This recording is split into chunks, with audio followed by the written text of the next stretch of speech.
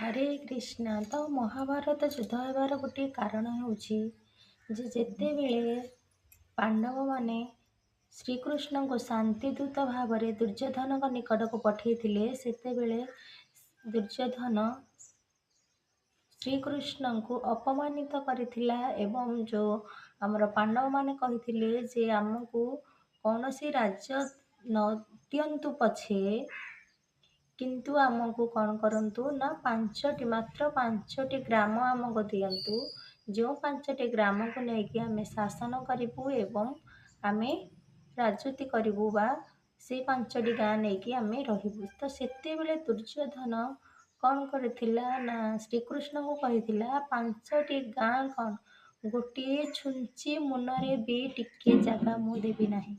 ତ ସେଇ ସମୟରେ ଶ୍ରୀକୃଷ୍ଣ ଜାଣି ସାରିଥିଲେ ଯେ ମହାଭାରତ ଯୁଦ୍ଧ ହେବାଟା ସୁନିଶ୍ଚିତ।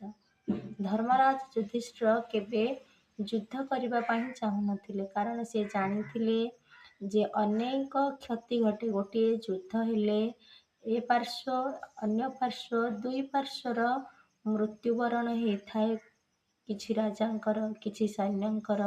ତ ଅଯଥାରେ କ'ଣ ହେଇଥାଏ ନା ଜୀବନ ଚାଲି ଯାଇଥାଏ।